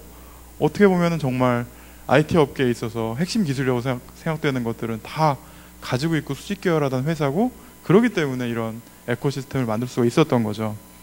구글은 어떨까요? 우리는 구글을 검색 엔진 회사로 기억하고 있습니다만, 구글 창업자 2명은 스탠포드 대학교의 전산과 박사과정 학생들이었습니다. 그 지금의 구글 수장을 맡고 있는 레리 페이지 같은 경우는 이 페이지랭크라는 알고리즘을 가지고 실제로 박사학위 논문을 받으려고 열심히 공부하던 학생이었고, 초기에 구글은 이 페이지랭크를 실제로 구현해서 웹사이트를 만들 수 있다는 믿음으로 만들어진 기술 회사였습니다. 아마존은 어떨까요? 우리는 아마존을 그냥 어떤 제프 베조스라는 사람이 책을 잘 팔기 위해서 만든 사이트 정도로 기억할지 모르지만, 현재 아마존은 굉장히 강력한 기술 회사입니다. 굉장히 많은 주문을 받고 그 주문을 처리하기 위해서 서버의 유틸라이제이션을 극대화하기 위한, 그리고 빅데이터 처리를 잘 하기 위한 소프트웨어 백엔드 개발을 했고요. 지금은 백엔드 기술력을 바탕으로 AWS라는 그런 클라우드 서비스를 제공하는 세계 1위 기업이기도 합니다. 그러니까 우리가 알고 있는 애플, 구글, 그리고 방금 설명드린 아마존, 그리고 페이스북, 트위터, 우리가 서비스를 보고 있는 그 수많은 회사들은 사실은 기술 회사라는 거죠. 근데 우리나라에 이렇게 든든하게 기술력으로 뒷받침되고 있는 서비스 회사가 있느냐? 아쉽게도 그렇지는 않은 것 같습니다. 한번 사례를 보겠습니다. 사실 이 회사들이 다 거론이 됐거나 아니면 자연스럽게 옆 세션에서 발표를 하고 있는 회사도 있고요. 그래서 넥살의 한재선 대표님 바로 옆자리에서 클라우드 관련해서 열심히 말씀하시고 계신데, 넥살이라는 회사 지금 공식 명칭은 KT 넥살이죠. KT가 인수를 했고요.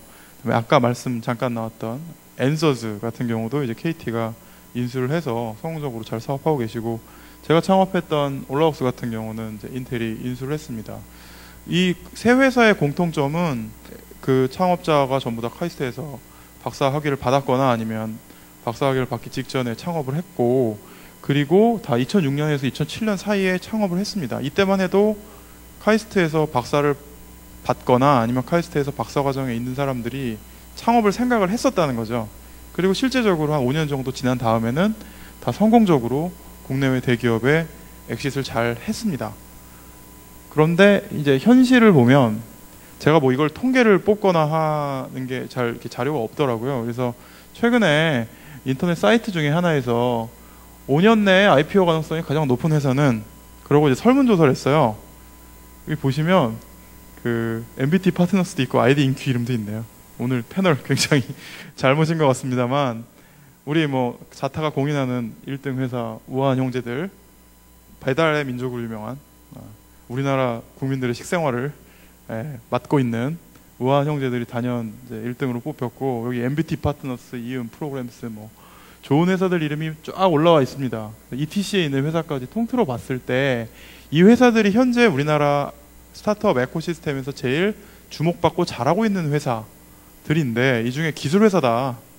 이 회사는 핵심 역량이 소위 업계에서 말하는 언페어 어드밴티지가 테크놀로지에 있다라고 말할 수 있는 회사가 몇 개나 되는지 보면 제가 볼 때는 거의 없습니다. 프로그램스 정도를 얘기할 수 있을 것 같고요. 파이브락스 정도를 얘기할 수 있고, 뭐 SE웍스, 여기 있는 회사들 중에서는 한 3개 정도를 얘기할 수 있겠는데, 사실 프로그램스나 파이브락스나 SE웍스의 카이스트나 서울대나 포항공대에서 석사나 박사를 받은 분들이 파운더로 있느냐 그러면 사실 그렇지는 않습니다. 그러면 그 수많은 그 좋은 공대에, 심지어 최근에는 이제 스탠포드나 MIT에서 박사 받으신 분들도 굉장히 많은데, 그분들은 다 어디 가 계신 걸까요? 어디 가 계신가요? 전부 삼성전자에 가 계세요? 그래서 우리가 스타트업을 막 부르짖고 있고 정말 좋은 분들이 여기 두 분을 포함해서 창업을 하고 계신 걸 저희가 알고 있습니다만, 정작 그 창업의 엔진 두 축 중에 하나여야 할 기술 인력들의 창업은 줄어들고 있습니다. 창업에 대한 스트레스가 오히려 커지고 있고, 그거에 비례해서 삼성전자는 너무 좋은 기업이 됐죠. 그래서 그 격차는 점점 벌어지고 있습니다. 그래서 2006년, 7년에만 해도 용기 있게 아니 내가 이런 분야에 있어서 전문가니까 내가 창업을 하면 좋은 미래가 있을 거야 라고 뛰쳐나온 사람들이 있었지만, 지금은 오히려 제2의 뭐 앤서스나 제2의 올라웍스나 이런 회사가 될 씨앗을 갖고 있는 회사들을 시장에서 찾기가 어려워졌습니다. 전 이건 어떻게 보면은 많은 사람들 눈에 안 보이는 굉장히 큰 문제라고 생각하고요. 그래서 이런 언밸런스된 상황, 그러니까 서비스 스타트업이 굉장히 많이 나오고 있고, 사실 정부에서 이 스타트업 생태계를 만들기 위해서 굉장히 노력을 많이 하시지만, 사실 이런 기술 벤처가 나오기 위해서는 서비스 벤처가 나오기 위한 생태계보다는 더 많은 것들이 갖춰져 있어야 하거든요. 일단 정말 내가 한 30대 중반 정도의 박사학위를 갖고 있는 전문성이 있는 분들이 삼성전자에서 받는 연봉을 생각하면 보통 1억 이상씩 받으시죠. 그럼 그분들이 창업을 하셔도, 내가 마이 온 스타트업을 하셔도 환산 가치로 봤을 때 1억 정도 연봉을 받을 수가 있느냐, 그 정도의 대규모 투자를 할 수 있는 벤처 캐피탈이 있느냐, 우리나라의 벤처 캐피탈리스트 분들이 그만큼 테크에 대해서 깊이 있게 이해하실 수 있느냐, 이런 여러 가지 인프라를 생각해 보면 상당히 부족한 거고, 그러다 보니까 어떻게 보면 이 아이디어를 믿고 바로 실행할 수 있고, 그 다음에 바로 관련 투자를 집행할 수 있고, 바로 시장에서 성과가 나오고, 이런 쪽으로 이제 오히려 자금들이 몰려가고 있는 거죠. 그러다 보니까 이렇게 코끼리와 쥐 같은 상황이 온 것 같습니다.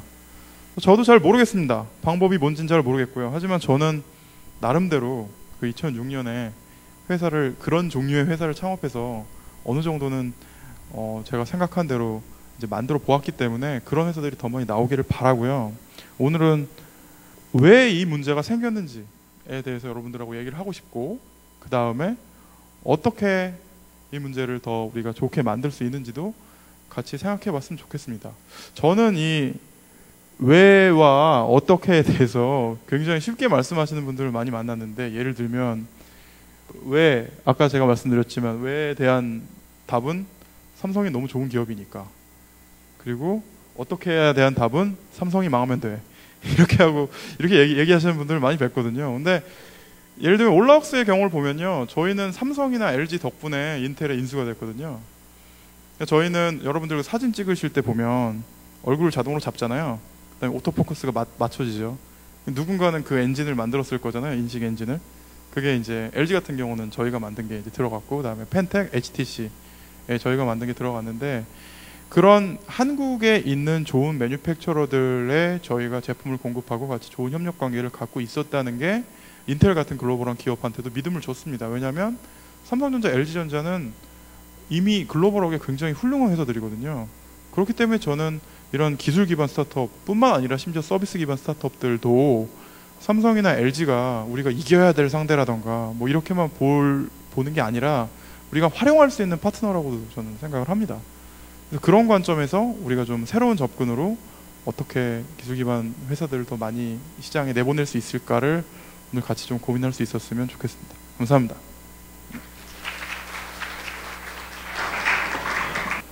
질문을 좀 드려볼게요. 다음을 창업도 하시고, 그다음에 지금은 이제 투자 활동도 하고 계신데, 아까 그 발표하신 내용 중에 도시락을 싸들고 말리고 싶다라고 네. 주로 어떤 분들의 유형인지 그런 분들 좀 설명을 해주시겠어요? 아까도 말씀드렸듯이 이제 사람들마다 다들 이제 자질과 능력이 다릅니다. 그래서 이제 저희가 이제 만나 보면은 이제 어떤 분들은 정말 이런 분들은 뭐 비즈니스를 진짜 좀 잘하실 수 있겠다, 어느 정도 자질이 보이신다. 물론 뭐 제가 틀렸을 수도 있습니다. 그런 분이 있는 반면에 어떤 분은 이분은 정말 열정만큼은 정말 대단하신 분이시지만 창업에는 여러모로 좀 맞지 않다. 이걸 뭐 한마디로 제가 딱 단정하기 힘들지만 어떤 창업에 필요한 어떤 비즈니스 감각이라든지 아니면 관련된 그런 능력이나 어떤 자질들이 절대적으로 부족하신 분들이 있어요. 물론 뭐 그런 분들이 또 열심히 하다 보면 하실 수 있을 수도 있겠지만, 그래서 그런 분들은 좀 더 본인한테 맞는 다른 분야 일을 좀 찾으시는 게 맞지 않을까, 그런 생각이 간혹 드시는 분들도 있습니다. 뭐 저도 투자를 하는 사람으로서 이렇게 보면요, 그 가끔은 좀 구분을 하게 돼요. 그러니까 리더로서의 자질이 더 있으신 분이 있고, 그 다음에 그냥 스텝으로서의 자질로도 충분하신 분들도 있고, 그게 뭐가 더 좋다 나쁘다 이게 아닌 것 같고요. 근데 사실 자신의 역량을 자신이 평가하고 판단하는 게 사실은 제일 어려운 문제잖아요. 누군가에 의해서 이렇게 재단당하고 평가당하고 하는 것도 인간은 되게 싫어하고, 그래서 이건 참 모호한 문제인 것 같아요. 그래서 그럼에도 불구하고 어떤 사람들의 이야기를 주로 들어보는 게 좋을까요? 이제 사실 이제 지금 문 대표님 말씀하신 대로 그 자기 자신에 대해서 참 잘하는 게 중요한 것 같습니다. 그 손자병법에 보면 이제 지피지기면 이제 백전불퇴라고 하는데, 다들 이제 남에 대해서는 또 많이 평가를 하지만 또 이제 스스로 자기 자신에 대해서 너무 어떤 부분이 장점이고 단점인 부분을 잘 알아야지 제가 뭐 꼭 창업의 문제는 아닌 것 같아요. 창업뿐만 아니라 어떤 분야에서든 좀 잘 일을 할 수 있지 않을까, 좀 그런 생각이 드는데, 뭐 사실 저는 이제 그런 면에서 그걸 뭐 테스트해보는 과정 중에 하나로 한번 정말 내가 진짜 창업을 꼭 해보고 싶다, 그런 분은 뭐 한번 해보시라고 말씀은 드립니다. 대신 이제 플랜 B를 가지고 잘못됐을 때 뭐 완전히 뭐 속된 말로 쫄딱 망해서 신용불량자 되면 곤란하잖아요. 재기불능 상태에 빠지니까. 그렇기 때문에 스스로 한번 좀 경험해 보시고, 결국은 내가 뭘 잘하고 뭘 못하는가, 그리고 어떤 부분이 더 뛰어나고 어떤 부분은 좀 더 부족한가, 좀 스스로 결국은 느끼고 경험해서 판단해야 될 것 같습니다. 정말 그러기 위해서 자기 자신을 자꾸 거울에 비춰보는 것도, 혹은 뭐 주위의 사람들에게 자기에 대한 평을 듣는데 인색하지 않아 보는 것도 되게 중요할 것 같아요. 저희가 1년에 한 300개 정도의 회사를 리뷰를 해봅니다. 그 중에 저희 딜로그라고 표현하는, 그러니까 검토하는 대상으로 삼는 회사가 한 100개 정도 되고, 그 중에 한 10개 정도 투자를 하거든요. 그러면 투자 기준이 뭔지 이제 궁금하시잖아요. 결국 사람이더라고요. 얼마나 끈기 있게 그 일을 해나갈 수 있냐. 그런데 중요한 건 대표이사 딱 한 사람만 보지 않는다는 거죠. 그 회사의 구성을 보는 거죠. 그런 의미에서 그 김동호 대표한테 좀 여쭤볼게요. 3년 동안 제가 알기로도 그 지금 현재 아이디인큐의 이른바 특급 인재들이 완전 와글와글 한 것 같은데, 혹시 그런 인재들을 꼬드겨가지고 이 아수라장에 지금 집어넣을 수 있는 특급 비법 같은 게 있어요? 참 어려운 일인 것 같아요. 왜냐하면 류중일 상무님께서 말씀해 주셨던 것처럼 그 시장에 있는 훌륭한 인재분들에게는 너무 많은 선택지가 있거든요. 뭐 삼성전자에도 갈 수가 있고, 혹은 뭐 구글에도 갈 수가 있고. 그래서 저는 처음부터 어차피 좋은 분을 모시는 건 어려운 일이기 때문에 정말 좋은 분들에게 노크를 시작을 했어요. 그러니까 어차피 실패율이 그 성공률이 1%라고 한다면 100명한테 같이 하자고 해서 1명한테 된다면 그 정말 괜찮은 한 분이어야 된다고 생각을 했고요. 그래서 실제로 제가 그럼 어디까지 해봤냐라고 하면은 올 초에 이제 구글 뉴욕 오피스에서 일을 하시던 분이 저희 회사로 합류를 하셨습니다. 그분을 모시기 위해서 한 6개월 정도 제가 쫓아다니고 심지어는 작년 추석 연휴에는 제가 그분을 뵈러 뉴욕에 갔었어요. 여름에 얘기를 시작해서 우리 회사가 지금 어디쯤에 와 있고 우리 회사가 향후 3년, 5년 동안 어떤 비전을 갖고 갈 거다라는 것들을 열심히 설명을 드렸는데 전 두 가지가 필요한 것 같습니다. 좋은 분을 모시기 위해서는 당연히 정말 좋은 분들에게 오퍼를 하는 것도 필요하고요. 또 하나는 그런 분들일수록 단순히 연봉이나 아니면 스톡 옵션이나 이런 금전적인 보상 때문에 회사를 선택하는 경우는 없는 것 같아요. 심지어 그분 같은 경우는 뭐 삼성에서 5년, 구글에서 5년을 있으셨기 때문에 굉장히 지금 받고 있는 샐러리도 높으신 분이었는데 그분이 당연히 저희가 못 맞춰 드리거든요. 처음에 모셔올 때는 스톡 옵션을 드리지만. 그래서 그런 분들을 모셔오기 위해서는 그분들이 단순히 재무적인 보상이 아니라 우리 회사가 가고자 하는 그 방향에 얼마나 공감하냐라는 거를 읽어내는 게 되게 중요하다라는 생각이고요. 그래서 실제로 저희 회사에 있는 대부분의 분들은 거의 대부분은 다른 회사, 좋은 회사에 계셨거나 아니면 가실 수 있는 옵션이 있었던 분들이었고 그리고 그런 분들을 모셔오는 데는 또 대부분 3개월에서 6개월 정도 시간 투자를 많이 했던 것 같습니다.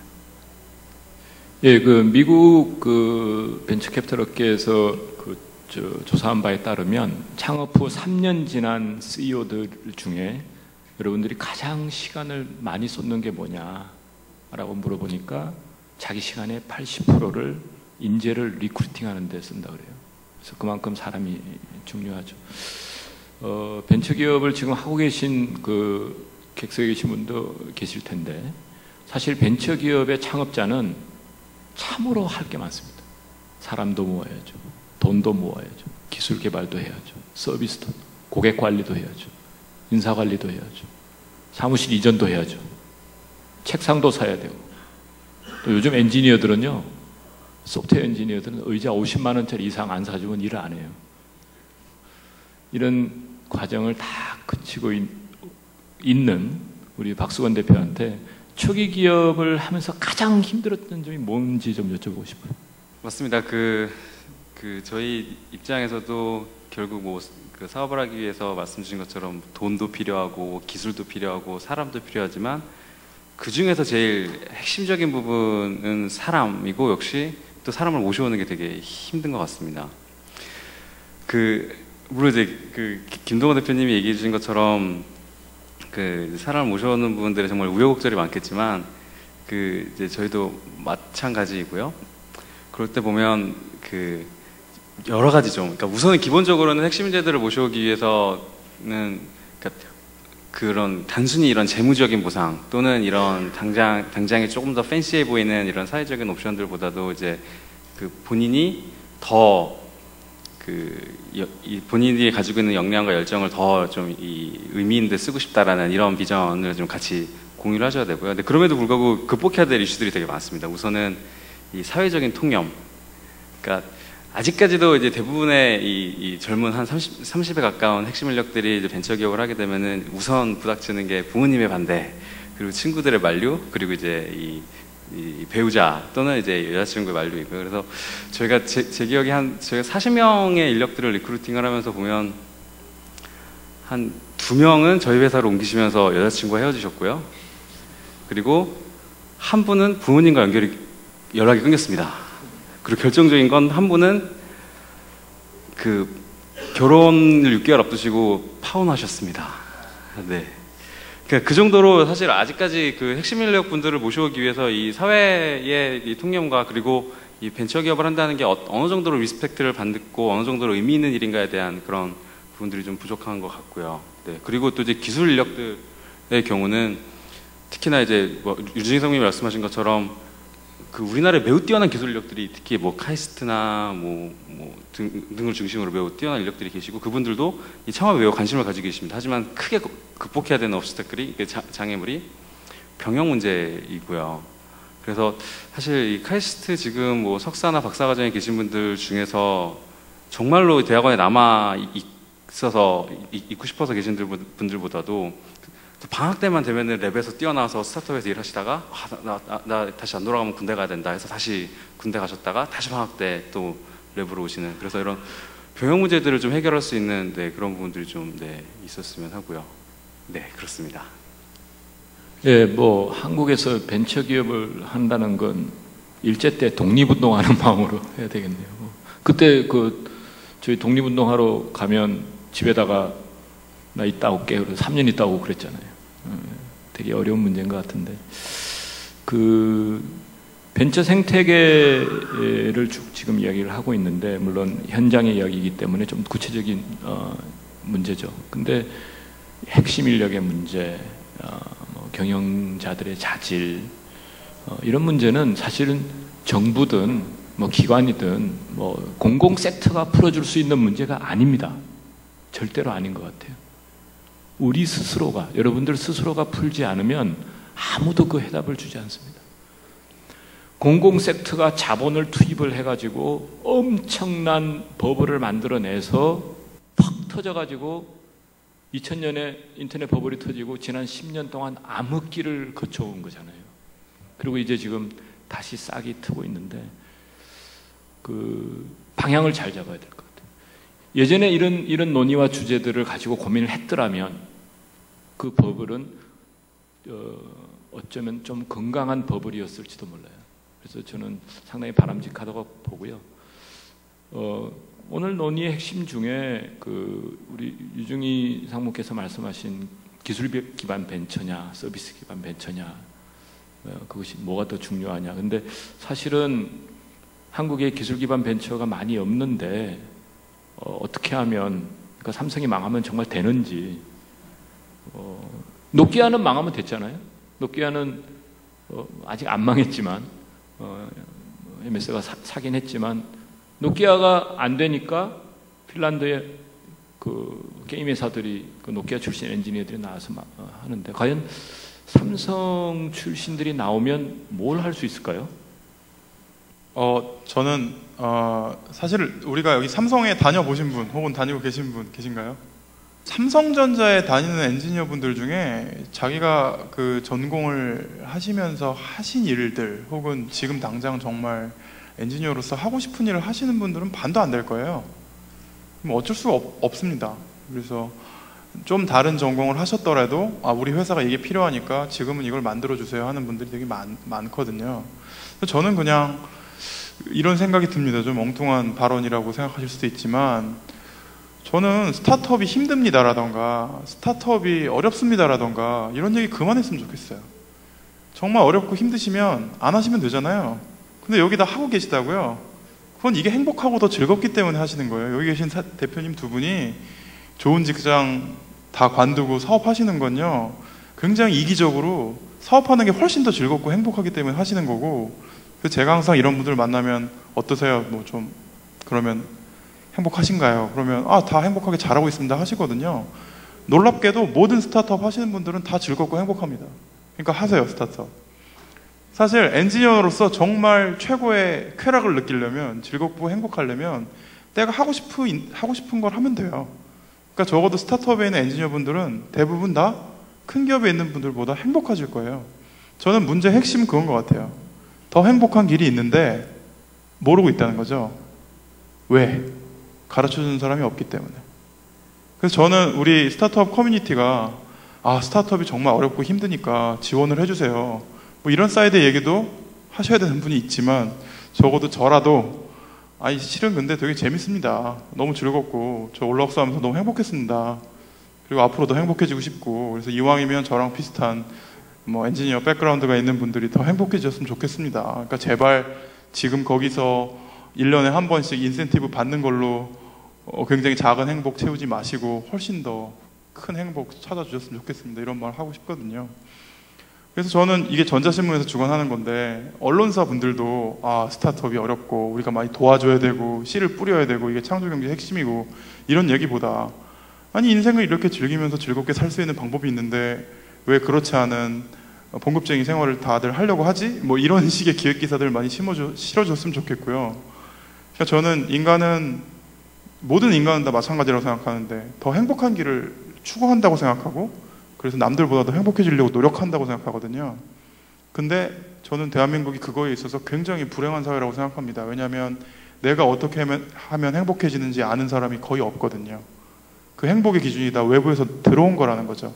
서울대학을 가면, 박사를 받으면, 유학을 가면, 삼성전자를 가면, 연봉을 1억 이상 받으면, 뭐 좋은 차를 타면, 강남에 아파트를 사면 행복해지나요? 그렇지 않다고요.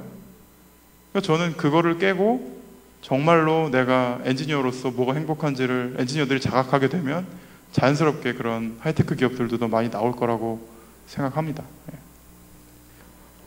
지금 거의 10수년째 이 커뮤니티, 벤처 커뮤니티에 몸을 담고 계셔서 과거의 그 벤처 생태계에 대한 고민 그리고 지금의 모습, 이 차이점이 좀 있을 텐데 그거 좀 마무리 삼아서 좀 말씀해 주시죠. 어떻게 보면 이제 본질적인 것은 시간이 흘렀다고 해서 다르지는 않을 것 같은데요. 제가 언뜻 생각하기에는 그 두 가지 면에서 차이가 좀 있을 것 같습니다. 그러니까 첫 번째는 뭔가 하면 이 창업 생태계 차원에서 본다면 어떻게 보면 아까도 제가 말씀드린 약간 과열될 정도로 지금 어떻게 보면 창업 생태계 관련돼서 각종 정보들이 넘쳐나고 있습니다. 뭐 여러분이 궁금하신 거 있으시면 인터넷에서 검색만 하셔서 찾으실 수도 있고 경우에 따라서는 워크숍에 참여해서 거기서 저희가 강연을 들으실 수도 있고 근데 저희가 이제 다음을 창업할 때는 어떻게 보면 이제 지금 거의 한 95년도에 저희가 창업했으니까 지금 한 18년 전이죠. 18년 전인데 이제 그때 저희가 이제 창업할 때는 정말 인터넷에서 검색도 못했어요. 왜냐하면 인터넷 서비스가 없었거든요. 저희가 이제 처음으로 어떻게 보면 인터넷 서비스를 했는데 그래서 회사를 하나 만들려고 해도 도대체 이걸 어디 가서 누구한테 물어봐야 될지 뭐 이런 것들에 대한 정보가 거의 없었습니다. 이제 어떻게 보면 아주 이제 척박한 환경인데 지금 어떻게 보면 이제 넘쳐나는 거죠 정보가. 이제 대신 조금 이제 우려되는 거는 이제 이렇게 어떻게 보면 상당히 좋은 환경에 이제 사시고 계시는 건데 조금 우려되는 거는 어떻게 보면 저희 때는 이제 이런 정보들이 많지가 않아서 좀 어떻게 보면 너무 과열이만큼 맨 땅에 헤딩하면서 시행착오를 통해서 저희가 느꼈는데 지금은 오히려 정보가 너무 넘쳐나다 보니까 지금 창업하시는 분들이 그런 정보들을 좀 약간 간접 경험이잖아요 일종의 네. 그런 것들을 너무나 이렇게 좀 쉽게 받아들이는 것 같아요. 그러니까 저는 아까도 말씀드렸듯이 좀 뭔가 그런 뭐 정보를 부인하라는 게 아니라 정보들을 참고를 하셔서 본인이 실전의 창업에 적용을 해보시고 뭐 기존의 경영학 이런 게 있는데 이게 맞는지 저게 맞는지 내가 하는 사업에는 뭐가 맞는지 좀 스스로 부닥쳐보고 해보시면서 그것을 자기 것으로 만드는 게 중요하지 않을까 그런 좀 생각이 좀 들고요. 또 다른 관점은 이제 창업 생태계가 아니라 이런 IT 산업의 관점에서 보면 저희가 창업할 때는 인터넷이 하나의 이제 여명기다 보니까 황무지였죠. 이제 그러다 보니까 뭐 저희도 아주 디테일하게 어떤 전략을 세운다기보다는 앞으로 인터넷이 저희 이제 컨셉은 저거였습니다. 다음을 할 때 저의 비전은 앞으로 컴퓨터가 컴퓨팅하는 머신보다는 커뮤니케이션하는 이런 툴로서 많이 쓸 거고 거기서 뭔가 우리가 인터넷 서비스든 솔루션을 만들어 보자라고 해서 저희가 다음을 창업했는데 지금은 여명기라기보다는 인터넷이 상당히 발달됐는데 또 어떻게 보면 기회가 또 많이 생긴 게 이 스마트폰이라는 이제 어떻게 보면 하나의 지각 변동기가 온 거라고 생각합니다. 저는 인터넷에 있어서 그래서 노키아가 휘청거리고 뭐 이제 지각 변동이 오고 있는데 인터넷 산업에 이제 여러분들한테 또 많은 기회가 왔어요. 대신 차이는 여명기하고 다르게 지금은 고도로 발달된 사회이기 때문에 그리고 여러분들의 경쟁사들도 고급 정보들을 다 갖고 있어요. 그렇기 때문에 좀 더 정교하게 여러분들이 이제 뚫고 들어갈 시장과 고객을 타겟을 잘 하셔야 성공하실 수 있지 않을까 싶은 생각이 들고요. 뭐 아까 이건 조금 딴 이야기입니다만 아까 유 박사님께서 행복하다라고 말씀하셨는데 저는 이제 이 스타트업이라는 게 상당히 중독성이 있는 일이라고 생각을 합니다. 저도 이제 계속 이제 다음을 엑시트하고 이 프라임에서 일을 하게 된 이유 중에 하나가 이 기존에 저희가 엔젤 투자를 몇 개 해본 경험이 있는데 이 초기 기업에서만 느끼는 묘한 중독성이 있는 일들이 있어요. 뭔가 거기서 내가 셋업을 하고 초기에 어떻게 보면 아기자기한 면도 있지만 내가 처음으로 뭔가 만든 서비스나 제품을 우리의 고객들이 즐거워하는 모습들 뭐 이런 것들을 보고 어떤 순수하고 열정. 솔직히 다음이 저는 대기업 되고 나서 좀 재미없었거든요. 맨날 조직 관리 하느라고 머리 아프고.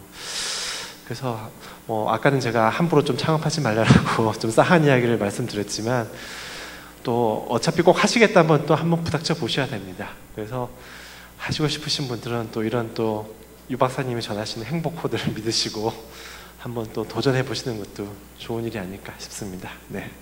예, 감사합니다. 뭐 이따가 휴식 시간에 혹시 스타트업 뽕을 맞고 싶으신 분은 이 대표님한테 비법을 좀 전수받으시기 바랍니다. 자, 객석에서 좀 질문을 받겠습니다. 시간 제한도 있고 해서 뭐 몇 가지 질문만 받도록 할 텐데요.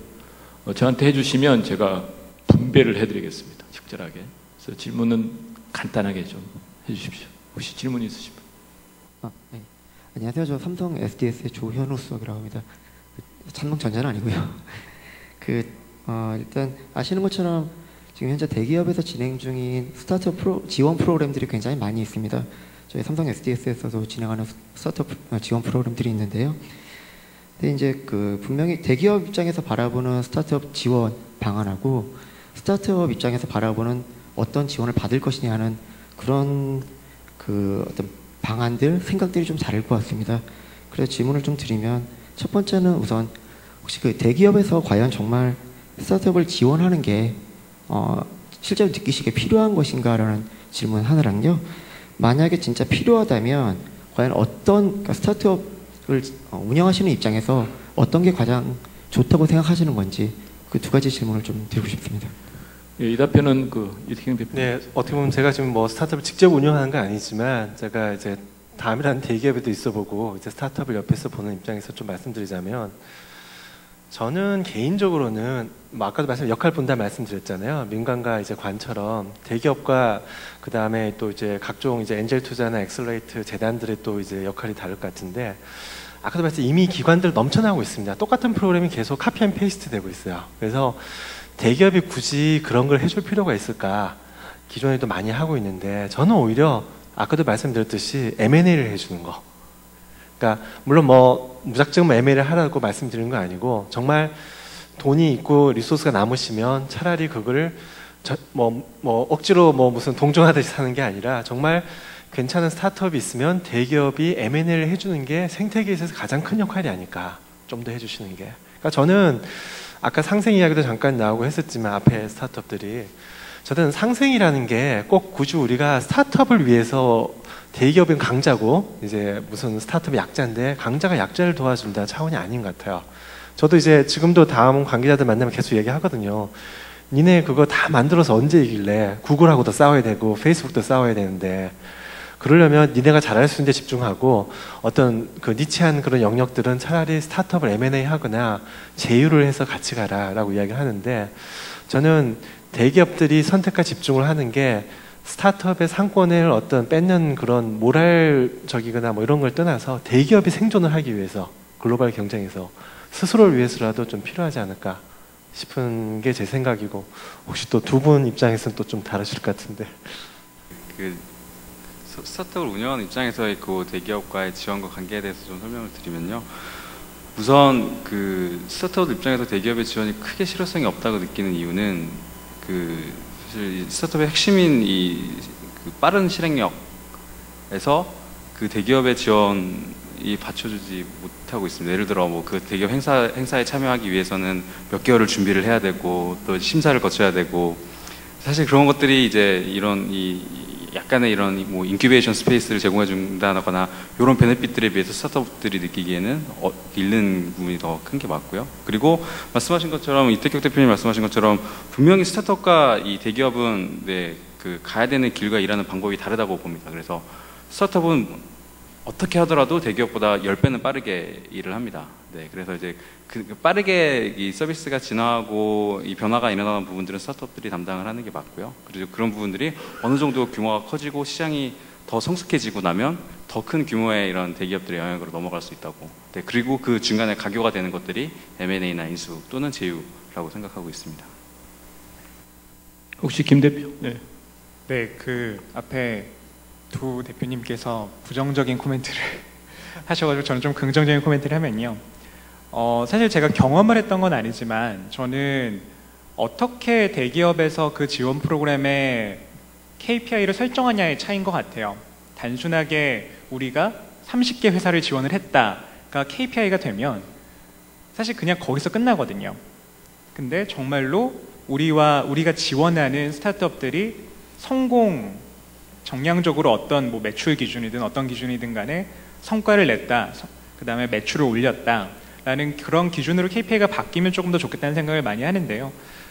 저 같은 경우는 뭐 직간접적으로 몇몇 대기업들과 협업을 해보면 정말 케이스 바이 케이스인 것 같아요. 어떤 대기업들은 협업을 하기에 굉장히 속도 차이가 많이 나서 예를 들어 이런 거죠. 저희가 뭐 제안을 달라고 해서 심지어 먼저 제안을 대기업에서 요청을 해가지고 제안을 올렸는데 한 달 동안 검토 중인 거예요. 근데 저희는 한 달 사이에 굉장히 많은 게 변하거든요. 그러면 한 달 전에 냈던 제안서가 더 이상 유효하지 않을 때가 있습니다. 뭐 그런 경우도 있었지만 실제로 저희가 아직 공개하지 않은 건 중에 대기업과의 제휴 프로그램들이 몇 가지가 있는데 뭐 어떤 대기업들은 그 굉장히 보폭을 맞춰주시는 것 같아요. 대기업이라고 해서 다 느린 게 아니라 대기업의 특정 부서나 특정 담당자분들은 그런 스타트업의 속도에 맞춰서 일을 해주시기 때문에 저는 성공적인 대기업 지원 프로그램이 어떻게 운영돼야 되냐라고 한다면 실질적인 성과 위주의 KPI와 그리고 그 스타트업들이 움직이는 속도와 유사한 보폭을 맞춰주며 지원해주면 성과를 낼 수 있지 않을까 그런 생각을 해봅니다. 예, 답변 감사합니다. 기자분들이 가끔씩 묻습니다. 몇 개나 투자했냐라고. 예를 들면 100개를 했다. 그 중에 성공 몇 개 했냐? 한 10개, 15개. 그러면 그 회사들의 공통점이 뭐냐? 제 답은 한결같습니다. 없다. 그러면 실패한 기업 80개가 있지 않느냐? 그럼 실패한 기업들이 무슨 공통적인 특징 같은 게 그럼 뭐냐? 제 답변은 없다입니다. 결국 벤처 생태계는 그런 조합들이 만들어져서 자연 발생적으로 커가는 거라고 보고 분명히 여러분들은 그 일을 하실 수 있고 또 해야 된다고 믿습니다. 왜냐하면 이게 한국 경제의 미래이기 때문이죠. 감사합니다.